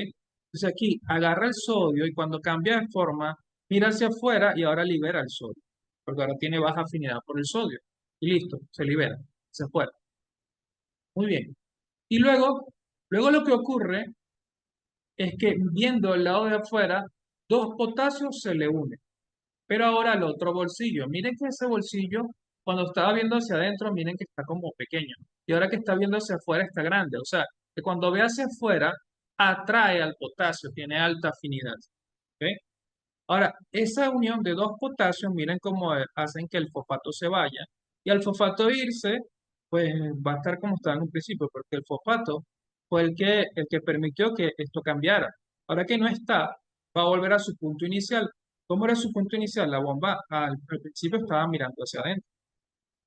En esas circunstancias, miren que estos bolsillos en donde se unía el potasio ahora expresan baja afinidad y el potasio se va. ¿Ok? En consecuencia, ¿qué hicimos al final?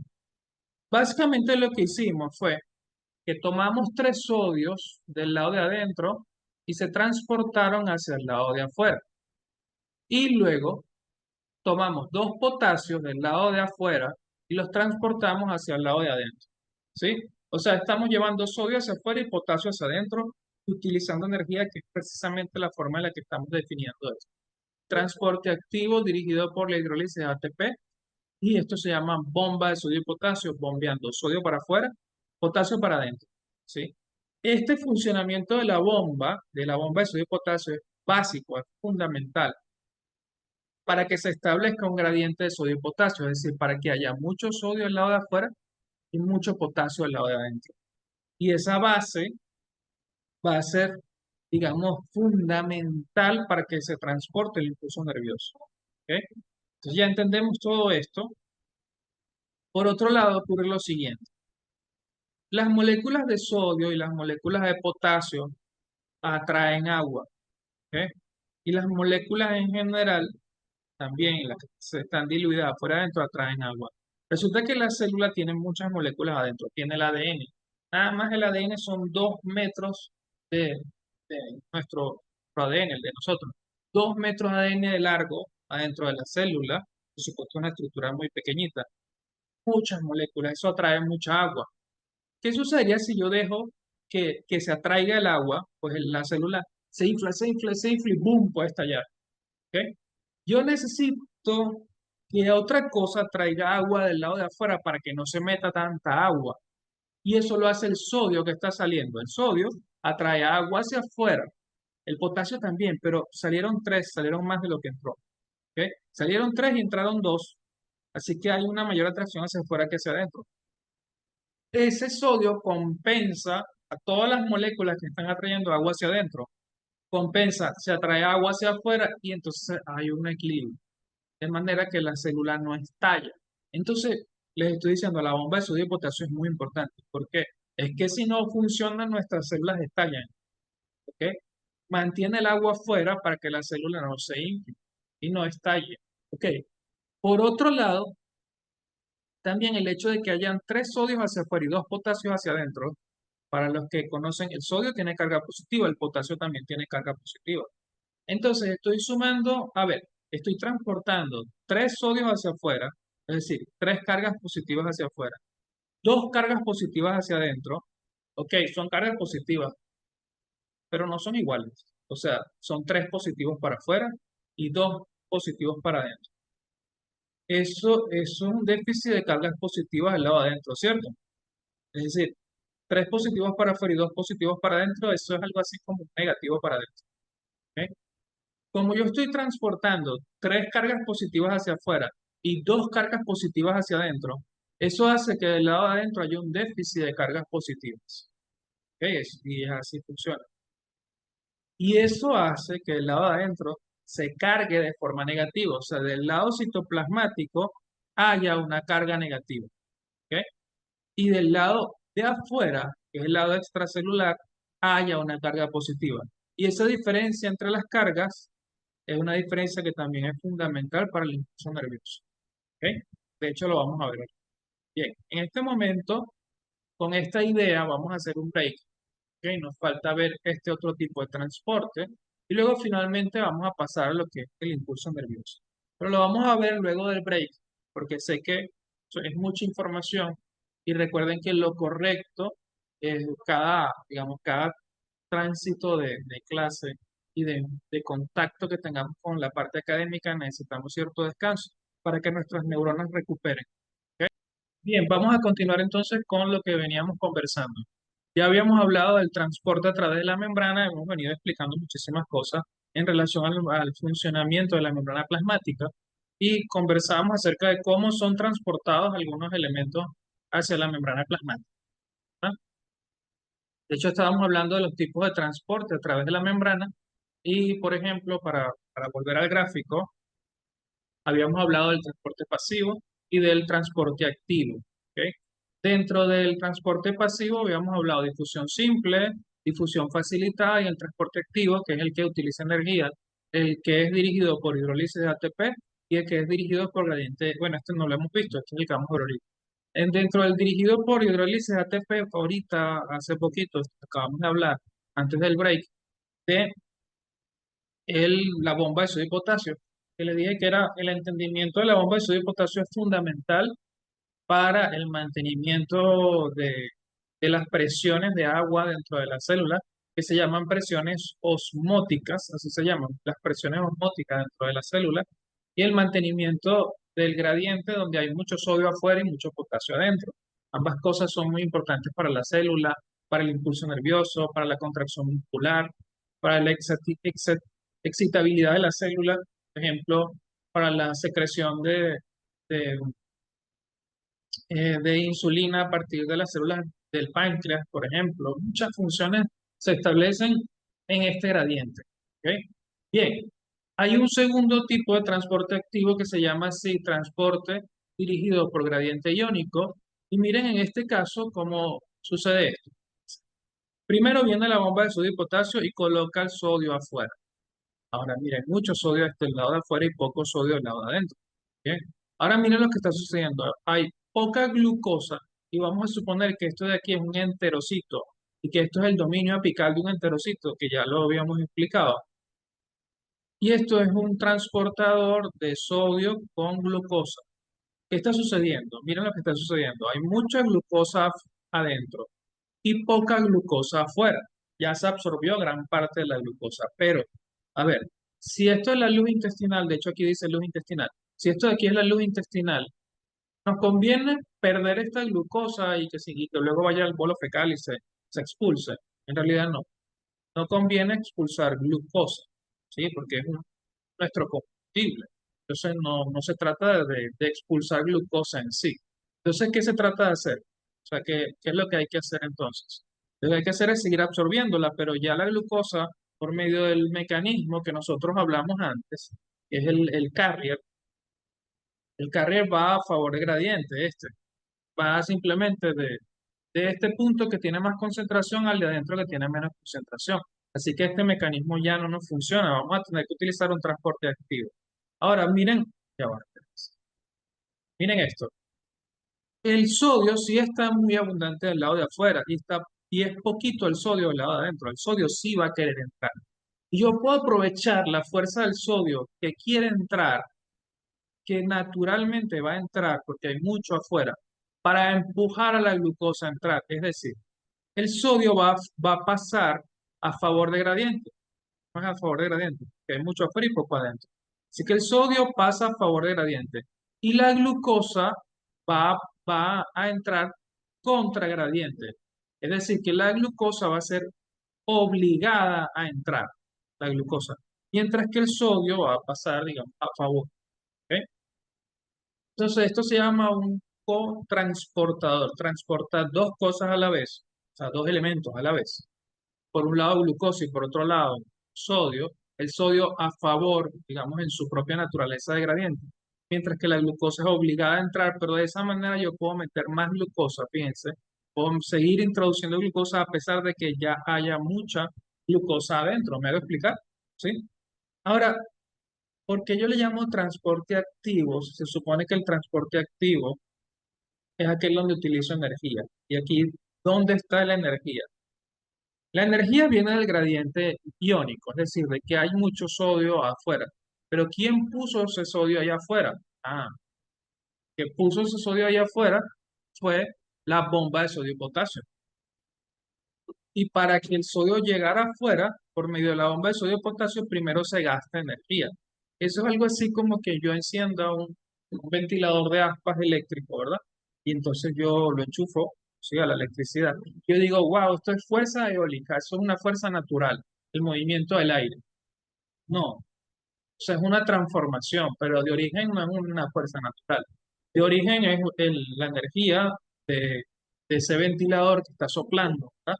Es la energía eléctrica, ¿sí? Solo que luego está moviendo unas aspas y luego esas aspas se transforman en energía del viento moviéndose, del aire moviéndose, ¿sí? Pero igual no es natural. Entonces igual, este gradiente que está aquí no se puso solo, ese gradiente lo puso la bomba de sodio y potasio. Y cuando lo colocó gastó ATP. Así que luego el gradiente devolviéndose para empujar la glucosa a meterse también, eh, proviene del consumo de ATP, por eso es un transporte activo. ¿Eh? Ok. Hay otra clasificación de este tipo de estos transportes a través de la membrana y fíjense que tiene tres nombres. Se llama simporte, antiporte y uniporte. Y es básicamente, miren esto, en función de qué se transporte en qué dirección. Miren este caso, el simporte es el que transporta dos elementos en el mismo sentido. Por ejemplo, este cotransportador de sodio-glucosa que introduce sodio, introduce glucosa, eso es un simporte. Miren, la bomba de sodio y potasio que transporta sodio hacia afuera, potasio hacia adentro, es un antiporte. Un grupo de elementos hacia un lado, otros elementos hacia el otro lado, eso es antiporte, sentidos contrarios. y elementos diferentes. Cuando transporto un elemento en un sentido, eso es un importe, como el carrier de glucosa que ya estudiamos, eso es un importe, ¿sí? Y fíjense que en una misma célula pueden estar los tres tipos de transporte. Por ejemplo, aquí abajo puedo tener un uniporte. Ya una vez que la célula tenga mucha glucosa dentro, aquí abajo simplemente la glucosa puede ir saliendo, saliendo, saliendo. Y aquí va a ser absorbida por los capilares sanguíneos que ya veíamos en otra imagen. Aquí arriba puedo tener un cotransportador de sodio y glucosa, ir introduciendo glucosa. ¿Ven? Y bueno, en general la célula va a tener también una bomba de sodio y potasio que puede estar en cualquier ubicación. Así que va a tener un simporte arriba, un uniporte abajo y un antiporte en cualquier punto. ¿Ok? Así que tenemos diferentes tipos de transporte en diferentes puntos de la misma célula. ¿Sí? Esta es otra clasificación que no tiene que ver con la utilización de energía o la utilización de gradientes, tiene más que ver con la dirección de las moléculas y los grupos de elementos que se transportan. Bien, ok.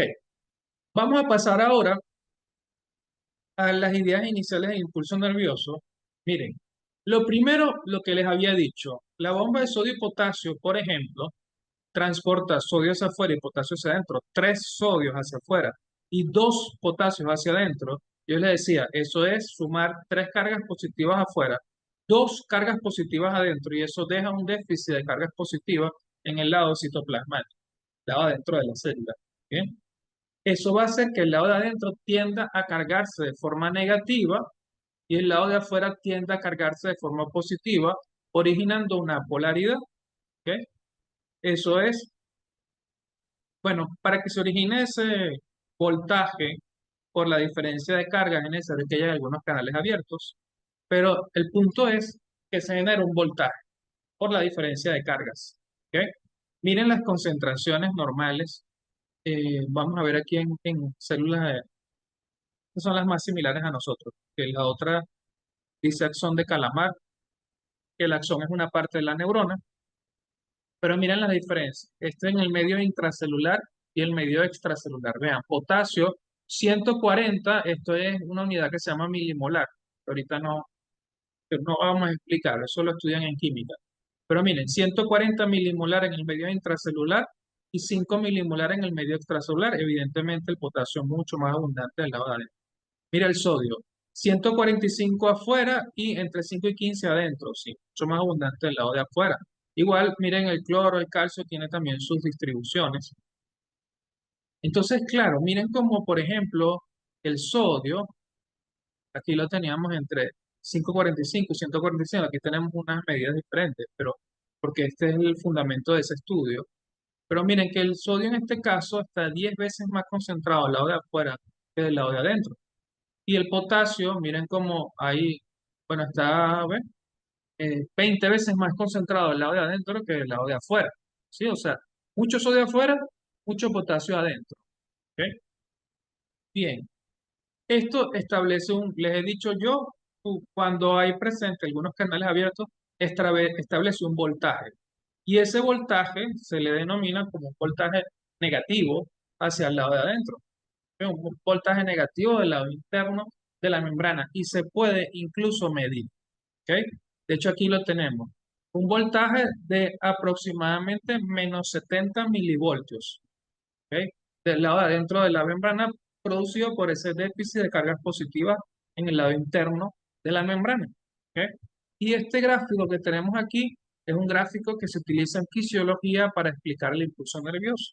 Ahorita lo explicamos, pero miren qué es lo que sucede. Ok, tenemos, ya les he repetido muchas veces, mucho sodio mucho sodio afuera y perdón, mucho sodio afuera y mucho potasio adentro, ¿verdad? Ahora bien, en la membrana, esto es una membrana plasmática, hay toda una serie de fosfolípidos, la bicapa, ¿verdad? Y aquí tenemos canales, ¿ok? Bien, en este dibujo no importa qué pase con los canales, pero vamos a ponerlo nosotros, ¿bien? Vamos a suponer que este primer canal de aquí es un canal regulado por ligando. ¿Se acuerdan que hablamos de los canales regulados por ligando y canales regulados por voltaje? ¿Verdad? Ese primer canal de ahí es un canal regulado por ligando. Al ser un canal regulado por ligando, se mantiene cerrado, mientras que no se le una molécula, ¿verdad? Cuando una molécula venga y se le una, se le posó allí encima la molécula, entonces en ese momento es cuando el canal abre. Vamos a suponer, aquí dice potasio, pero vamos a suponer, de hecho, vamos a suponer que sea este. Y es un canal de sodio. Cuando viene, por ejemplo, un neurotransmisor, yo les había dado el ejemplo antes que, por ejemplo, sea acetilcolina. Vamos a suponer que vino acetilcolina y se unió aquí. Eso hace que el canal de sodio abra y cuando abra, pues listo. Si hay mucho sodio afuera, va a entrar, ¿sí? Comienzo a sumar cargas positivas adentro, más cargas positivas adentro. Si adentro había carga negativa, yo les había dicho que el voltaje era menos 70 milivoltios y el sodio comienza a ingresar, a ingresar, porque vino un neurotransmisor y se posó sobre este canal, ¿ok? Entonces esto comienza a volverse positivo y eso es este ascenso. ¿Ven? Esto es cero y arriba está en más 40, aquí está en menos 55, esto comienza a volverse positivo porque comienza a meterse sodio, ¿ok? Pero resulta que esto genera una reacción en cadena, ¿ok? Tiene que imaginarse toda una neurona donde sabemos que la neurona tiene un axón que puede ser incluso de 1 metro de largo, ¿ok? Miren, por ejemplo, ven esto que está aquí, este dibujo. Estos son dendritas. Este es el cuerpo de la neurona que se llama soma, soma o cuerpo de la neurona. Y hay una que prevalece que es un axón. ¿Ok? Ese axón puede ser larguísimo, puede ser de 1 metro de largo. Hay, por supuesto, otras más pequeñas, otros axones más pequeños, sobre todo si están dentro de nuestro cerebro, pero ya incluso hay neuronas en la médula de nosotros que empiezan en un punto y el axón recorre 1 metro de distancia, medio metro, ¿sí? Entonces algo prolongado, prolongado. Y a través de toda esa prolongación están en la membrana estos canales. Un canal, otro canal, otro canal, otro canal, otro. Así que vamos a suponer que todos estos son de sodio. Pero el primero es regulado por ligando. Llega un ligando, se posa y empieza a meterse el sodio, sodio, sodio. Esto comienza a positivizar el voltaje, ¿sí? Se comienza a volver cada vez más positivo como este gráfico. Pero el de al lado, es un canal regulado por voltaje. Es decir, él abre cuando hay un cambio de voltaje. ¿Ok?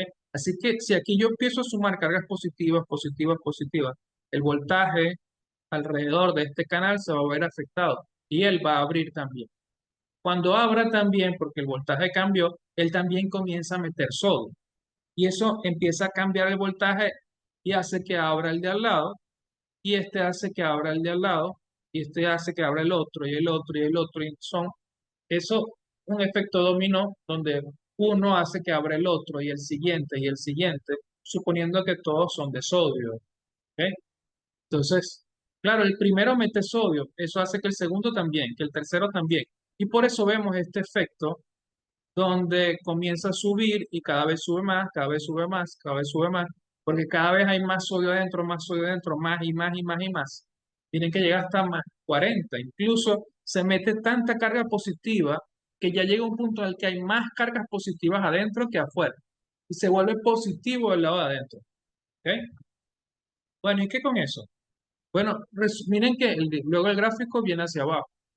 Bueno, resulta que en segunda instancia están los canales de potasio. Los de potasio son como un poquito más flojos y son como más lentos. Entonces ellos se abren luego. Luego que pasan todos los de sodio, es que los de potasio comienzan a reaccionar.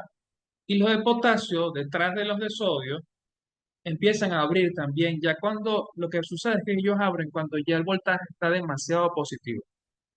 Y si el de potasio abre, ¿dónde dijimos que era abundante el potasio? Adentro. Adentro es abundante el potasio, ¿verdad? Si un canal de potasio abre, lo que va a hacer es sacar potasio ahora. Lo saca, ¿sí? Lo expulsa. Bueno, y una vez que se expulsa el canal, los iones de sodio, ok, lo que estoy haciendo es quitando cargas positivas del lado de adentro para pasarlas afuera. sea, quitarle cargas positivas al lado de adentro, lo que estoy haciendo, lo estoy volviendo más negativo, le quito, le quito, le quito, le quito. De hecho, miren, que le quito tanto, tanto, tanto, tanto, tanto, que vuelve lo negativo como estaba antes, incluso un poco más abajo. ¿Ven? Más abajo inclusive del negativo que estaba antes, porque le quité mucho potasio al lado interno. ¿Ven? Si vemos entonces, ¿qué fue lo que sucedió? Pues bien, que primero se mete sodio, ¿no? Y después salió potasio. Cuando se metió el sodio, subió. Y esto fue una reacción en cadena. Y luego también otra reacción en cadena detrás de esa, donde lo que sucedía era que se salía el potasio. ¿Ok? Vamos a ponerlo para repasar un poco. Vamos a suponer que todos ustedes están presenciando esta clase, ¿ok? Están como filas, ¿sí? Pero en duetos, como en parejas, ¿no? Hay dos, luego dos más atrás, luego dos más atrás, luego dos más atrás, y ustedes representan los canales, ¿ok? Suponiendo que a nivel de nuestra cintura es como la membrana plasmática, imagínense eso. Y hay una fila, pero más allá de ustedes, están conectados aquí, vamos a suponer que hay una fila de 1000 parejas así, ¿ok? Si todos uno detrás del otro. Vamos a suponer que los de un lado están uno al lado del otro. Los de un lado son de sodio, representan los canales de sodio, y los del otro lado representan los canales de potasio. ¿Ok? Los canales de sodio son los primeros que abren. El primero, que es sería el que yo tengo aquí al frente, ¿verdad? Suponiendo que la fila esté así a mí al frente, frente de mí. Este, el primero es el canal regulado por voltaje. Perdón, el primero es un canal regulado por ligando. Y luego más atrás todos los demás son regulados por voltaje. Así que el primero que yo tengo aquí, yo que, digamos, soy la otra neurona, le envío una molécula a esa otra neurona, ya les había dicho, acetilcolina. Le envío una acetilcolina y ese primer canal abre. Si es de sodio, ¿qué va a hacer? Va a meter sodio, ¿verdad? Suponiendo que meter quiere decir que va a introducir sodio hacia abajo. ¿Ok? Va a meter sodio. Y esa primera persona que representa un canal de sodio va a hacer que el otro atrás también reaccione y que el otro atrás también reaccione y que el otro atrás van a durar cierto tiempo abierto, vamos a suponer que sean 30 segundos. Y ya cuando vaya por allá, por el número 10 del lado derecho, que son los canales de sodio, bueno, no sé de qué lado me están viendo ustedes, pero de este lado, que son los canales de sodio, entonces ya comienzan a reaccionar los del otro lado, que son los de potasio. ¿Ok? Los de potasio que reaccionan un poco más tarde, pero ya habiendo muchos de sodios abiertos que positivizan mucho ese lado de la membrana, ¿ok? Y aquí está precisamente eso, con el impulso nervioso transmitiéndose en ese punto. Aquí en este punto iluminado es cuando se volvió positivo. ¿Ok? Bien, y entonces luego comienzan a reaccionar los otros, los de potasio, detrás de los de ellos. Vamos a suponer que ya va por el número 10 de sodio. Comienzan a reaccionar el número 1 de potasio que está aquí al frente de mí. Y él comienza a abrir y después ese hace que el otro abra y que el otro abra y que el otro. Así que tenemos por adelantado los de sodio, que mientras que el de sodio va en el 11, el de potasio va en el 1. Cuando el de sodio vaya en el 12, el de potasio va en el 2 y así vamos. Estamos poniendo un ejemplo nada más, esos números no son así. Pero toman la idea. De esa manera, fíjense aquí, aquí tengo la llegada de una neurona y este es el inicio de otra. ¿Ok? Aquí lo que está sucediendo, esto es una sinapsis, donde llega una neurona, hay un espacio pequeño y aquí hay otra neurona. Estos canales de aquí, si ven el gráfico, son canales regulados por ligandos. Se abren cuando un ligando se posa. Pero miren aquí, aquí en este punto se está transmitiendo el impulso nervioso. Y justo aquí adelante, porque miren esta parte como amarillenta, justo aquí adelante es el fenómeno que yo les estoy diciendo, donde aquí se están abriendo los de sodio, ¿ok?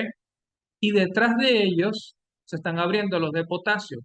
Así que aquí se está metiendo el sodio, introduciendo, introduciendo, introduciendo. Y aquí se están abriendo los de potasio, sacando, sacando, sacando potasio, ¿no? ¿Ok? Así que ese fenómeno está ocurriendo aquí en este punto, en este pequeño punto. Y viene viajando desde atrás, ¿ok?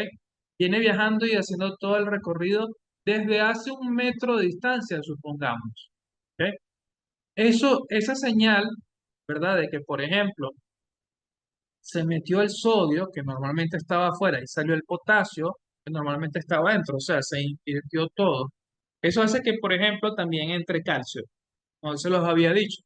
Pero cuando se meta el calcio, esa señal va a hacer que esta burbuja que está aquí, que se llama vesícula, y que estas peloticas adentro, que son el neurotransmisor acetilcolina, hagan esto que está sucediendo aquí. ¿Ve? Se libera a este espacio, se llama espacio sináptico. ¿Ok? Y luego, estos son los neurotransmisores, esto es acetilcolina. Estos neurotransmisores van a venir a posarse aquí en en la otra parte de la otra neurona, de hecho. Esta sería la neurona presináptica, porque es la que viene, y esta sería la neurona postsináptica, porque es la que va a empezar el impulso nervioso. ¿Ok? Entonces, fíjense cómo este neurotransmisor viene y se posa sobre este canal regulado por ligando, y él se abre, suponiendo que sea de sodio, va a permitir el ingreso de sodio, y el fenómeno del que les estoy hablando comienza a darse del otro lado. ¿Ok?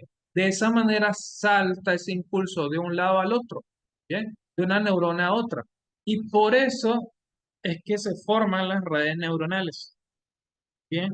Porque ese impulso se transmite de una neurona a otra, luego que llega aquí se transmite a través de las dendritas, y esas dendritas, que ya son terminaciones pequeñas, van de salida, se van a comunicar con otras neuronas, y así se forma toda una red donde todas las neuronas se comunican entre sí. Bien, ahora vamos a pensar un poquito más allá. Porque se da todo esto, ¿verdad? Ocurre todo esto. Y entonces yo al final, fíjense lo que sucedió. Metí sodio, salió potasio, salió potasio.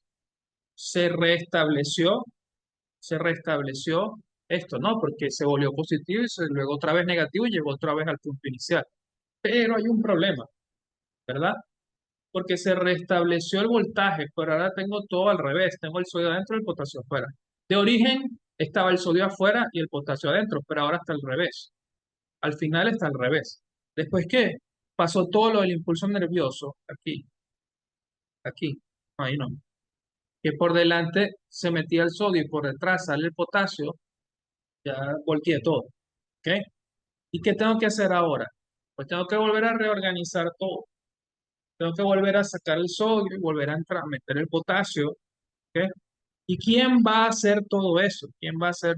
Pues la bomba de sodio y potasio, que ya la vimos. Ella vuelve a colocar todo en su posición. Vuelve a sacar el sodio, vuelve a introducir el potasio para que se restablezca la situación basal. ¿Sí? Y el sodio vuelve a estar en su posición y el potasio vuelve a estar en su posición.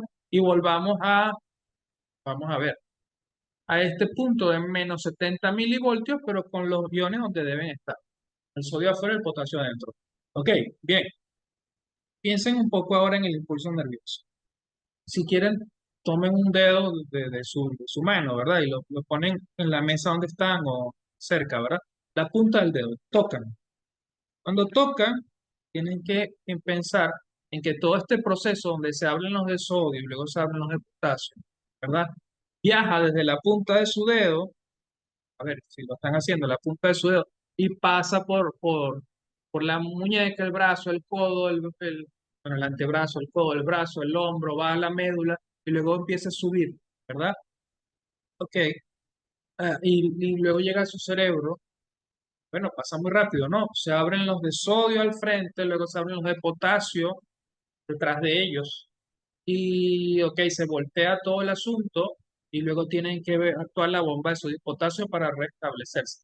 Por supuesto, sabemos que cuando la bomba de sodio y potasio trabaja, cada vez que se bombean 3 sodios y potasio se gasta un ATP, que es nuestra energía, ¿sí? Si piensan un poco, tocan una vez, se transmite el impulso nervioso. Sodio, potasio, bomba de sodio y potasio. Ok, tocan otra vez, se restablece el impulso nervioso, o sea, es decir, se abren las de sodio, se abren las de potasio y luego se restablece con la bomba de sodio y potasio. Ahora toquen varias veces, tac, tac, tac, tac, tac, tac, tac. Cada vez que tocan sucede lo mismo, ¿verdad? Porque están sintiendo y lo sienten por medio de un impulso nervioso. Si cada vez que tocan sucede lo mismo, sodio, potasio y luego bomba, sodio, potasio, bomba, a través de toda la neurona. ¿Ok? Es un fenómeno muy rápido también para nuestra percepción del tiempo. Es muy rápido. Y de hecho, si ustedes se mantienen allí tocando la mesa, por ejemplo, con la punta del dedo, una, otra vez, otra vez, otra vez, otra vez. Cada vez que lo hacen están gastando ATP porque la bomba de sodio y potasio al final tiene que invertirlo, ¿verdad? Tiene que volver a colocar los iones donde van. Se gasta mucha energía entonces en el impulso nervioso, ¿ok? Pero aparte de eso, bueno, ¿y qué sucede luego? Porque si se quedan ahí 10 minutos tocando tac, tac, tac, tac, tac, tac, tac, tac, tac, la mesa, va a llegar un punto que no vas a sentir el dedo. Así se le va a dormir. Uno dice, se me durmió el dedo. ¿Por qué? Se gastó tanta energía en la neurona que se agotó el ATP y no da chance, ya no tenemos tiempo de que de reponerlo antes del siguiente impulso nervioso, ¿sí? Así que se gasta el ATP, tienes que dejar descansar la vía, la neurona, para que se pueda crear nuevo ATP, que es energía, que normalmente se crea a partir de la glucosa, ¿verdad? Se crea nueva energía y yo pueda poder volver a hacer el impulso nervioso, se agotó. ¿Ok? Claro, diferentes sensibilidades se dan por diferentes vías y diferentes tipos de neuronas. Por ejemplo, seguramente si han jugado en la escuela, o sea, algunos juegan a pegarse en el brazo y arde, algunos le llaman mazote, otros le llaman forma, pero es como que, no sé si les ha pasado, supongamos algo que sea como una especie de látigo, obviamente algo más suave, ¿no? ¡Pum! Golpea sobre la piel y queda ardiendo, queda como la sensación, ¿verdad? En ese caso, la neurona queda como activa durante un tiempo. Ese es un tipo de sensibilidad, ¿ok? Y luego hay otros tipos de sensibilidades que no se agotan tan rápido. Pero incluso, por ejemplo, eso que arde, si se repite, se repite, se repite, se duerme más rápido, a diferencia del tacto más simple, como que estoy tocando estoy tocando la punta con mi punta del dedo a la mesa y esa vía no se duerme tan rápido. O sea, hay vías que se duermen más rápido que otras y eso depende del tipo de neurona. Hay unas neuronas que son para percibir calor, para percibir frío, para percibir dolor, para percibir diferentes cosas. ¿Ok? Cada una con un tipo de disparador al principio. Porque aquí nosotros dijimos que esto es un canal regulado por ligando. Pero cuando yo toco, ¡pup! Tiene que ser otro tipo de canal al principio. Tiene que ser un canal que más bien sea regulado por la presión. Cuando percibo calor, tiene que ser igual a otro tipo de canal. El disparador de ese canal debe ser la temperatura, ¿sí? El disparador, por ejemplo, cuando siento dolor, etcétera, ¿no? En un principio es el mismo fundamento. Hay un canal o un grupo de canales al principio que se abre bajo un estímulo. ¿Ok? Ese estímulo puede cambiar. Cuando es de neurona a neurona son neurotransmisores. Cuando una neurona llega al músculo, también es un neurotransmisor. Y eso le indica al músculo que debe contraerse. ¿Ok? El del corazón, nuestro músculo que movemos a voluntad también. Bien. Esto, y espero que hayan comprendido, sé que de pronto al principio no es tan fácil asimilar todos los conceptos, porque hemos venido de hace una hora manejando conceptos que son nuevos para ustedes, pero espero que hayan entendido los fundamentos y luego, por supuesto, como todo proceso universitario, lo ideal es que primero lean, luego vean la clase, luego vuelvan a leer y así se vaya digiriendo la información poco a poco. Así que espero que les haya sido útil en cuanto a la comprensión del impulso nervioso. Para cerrar, vamos a terminar de este tópico adicional dentro del tema de la membrana plasmática y es el ingreso de moléculas hacia la célula. Esto se llama endocitosis. Introducir materiales adentro de la célula. Fundamentalmente hay tres tipos. De hecho, también existe la transitosis. La transitosis sería, por ejemplo, vamos a ver, este caso donde, por ejemplo, la glucosa ingresa por un lado de la célula y sale por otro lado, esto es transitosis. También por aquí pues va a salir, esto es exocitosis. Bien, esto es digamos como para explicarlo un poco, pero vamos a ver dentro del marco de la endocitosis, ahí se fue. Ok, dentro del marco de la endocitosis, fíjense que cuando se introduce una partícula sólida, esto tiene un término, se llama fagocitosis. ¿Ok? Cuando se introduce líquido, esto se llama pinocitosis. Y cuando se selecciona el material, de hecho se llama endocitosis mediada por receptor. Vamos a ver. Miren, en la fagocitosis, por ejemplo, aquí puede ser una célula de mi sistema inmunológico que esté engullendo una bacteria para matarla, ¿ok? Forma parte de nuestro mecanismo de defensa. En ese caso, de hecho, las células que hacen fagocitosis, por ejemplo, se llaman macrófagos. Macro grandes fagos de fagocitosis son células grandes que se dedican, y el verbo sería fagocitar, ¿ok? A comerse cosas, materiales sólidos externos, extraños, como bacterias. A veces, por ejemplo, cuando hay suturas, que suturamos la herida, es un hilo que estamos introduciendo dentro de nuestro cuerpo. Y ese hilo queda dentro, se degrada dentro, y luego la forma de eliminar esa sutura es por medio de la fagocitosis, se degrada, partículas pequeñas, y luego las células se las comen, fagocitan. ¿Bien? Cuando introduzco líquido, porque a veces es necesario, con lo que sea que tenga el líquido arrastrado, eso se llama pinocitosis. Miren, en este caso, como la membrana va hacia afuera y trata de envolver a la bacteria. Bueno, aquí dice partícula sólida, podría ser una bacteria. Esto se llama una evaginación. En la fagocitosis ocurre una evaginación de la membrana, que la membrana busca abrazar las partículas y finalmente se introduce y ocurre, o sea, una evaginación primero, luego una invaginación.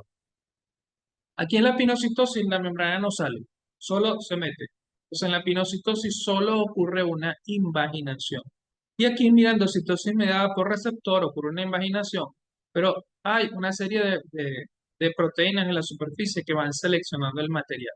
Mira, aquí se metió en este dibujo, hay cuadritos y estrellitas. Se metió solo el cuadrito, pero aquí se están seleccionando específicamente un material. No es que nosotros tengamos estrellitas en nuestra sangre, pero ejemplifica las moléculas, ¿verdad? Van reuniendo un grupo de moléculas muy específicas que tienen que ver con estos receptores y finalmente se introduce un material selectivo. ¿Ok? Entonces, bien, fagocitosis, pinocitosis y endocitosis mediada por receptor.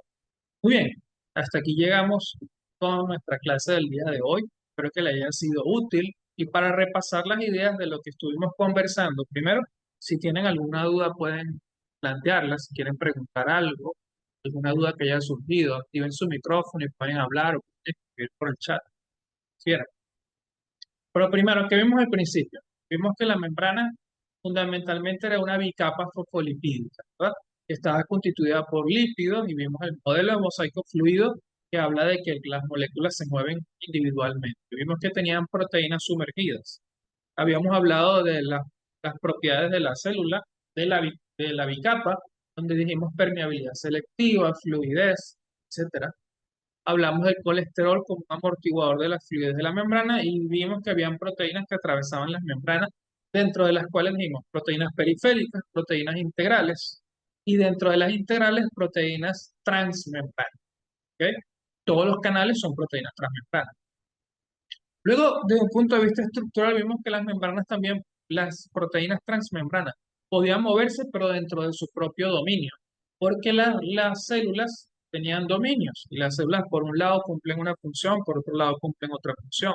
Por ejemplo, en el caso del epitelio gastrointestinal, que absorbe de un lado y libera del otro lado. ¿Sí? Así que las proteínas se mueven dentro de su propio dominio.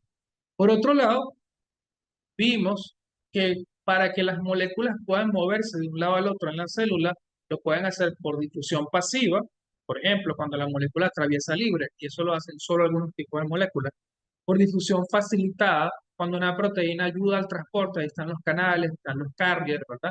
O por transporte activo.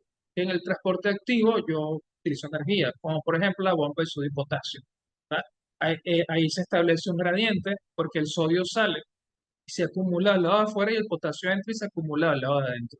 Vimos que ese establecimiento de ese gradiente de sodio afuera y potasio adentro es fundamental para que la célula, primero, mantenga su equilibrio de agua y no se infle, el equilibrio osmótico, y la célula no estalle. Y segundo, es la base para la transmisión del impulso nervioso, porque el impulso nervioso en sí, lo veíamos más adelante, es que fundamentalmente hay una serie de canales a través de toda la membrana de la neurona, donde unos primeros, que son los primeros que se activan, son regulados por ligando, otros más adelante son regulados por voltaje y uno primero, o algunos grupos, los primeros, se activa inicialmente por cualquier medio y comienzan a meter sodio, eso origina una reacción en cadena. Luego otro grupo detrás de ellos comienzan a sacar potasio, eso voltea toda la polaridad. Todo esto se llama, de hecho, ese gráfico que veíamos se llama potencial de membrana. Y cada una de esas etapas, vamos a agregar un poquito aquí, cada una de esas etapas, aquí se llama despolarización de membrana y aquí se llama repolarización de membrana, porque aquí en un principio la membrana está polarizada con menos 70 milivoltios y ocurre todo este proceso de despolarización con los canales de sodio y todo el proceso de regreso, repolarización con los canales de potasio, ¿verdad? Eso veíamos y dijimos también que para que la membrana se recuperara era necesario la bomba de sodio-potasio. Pero todo este fenómeno al final hacía que una neurona, ya cuando llegaba a su punto culmen, liberaba neurotransmisores para que el impulso saltara de una neurona a otra por medio de algo que llamamos sinapsis, que es la comunicación entre una neurona y otra. Y todo este fundamento de interconexiones neuronales es la base del funcionamiento de nuestro sistema nervioso central, ¿sí? Y por supuesto el periférico también. El sistema nervioso en general, pero sobre todo el que más llama la atención, que es el central para el funcionamiento de nuestro cerebro, la residencia de nuestra conciencia, de nuestros pensamientos, de nuestras funciones corporales, etc. Bien, bien muchachos, espero que haya sido de utilidad todo esto. Recuerden que soy el doctor Guillermo Berbins. Eh, gracias Isabela, buena la clase, dice Isabela. Eh, Me consiguen en las redes sociales como @doctor Berbins. Y recuerden que somos Cursos Avimet, que nos dedicamos a formar estudiantes, futuros estudiantes dentro de la ciencia de la salud, estamos a la orden. En el acompañamiento dentro del propio semestre, cuando estén comenzando en los primeros años de la ciencia de la salud. Y también, pues, en el coaching académico, cuando necesiten nuevas técnicas de estudio, nuevas formas de abordar la información, estamos a la orden y nos pueden conseguir en redes sociales también como @cursosavimet, está .lat.be o también @mi premedicina. Ha sido un gusto y nos seguimos encontrando. Nuestra página web, cursosavimet.net. A la orden, Charik. Nos vemos. Chao, chao. Que estén muy bien.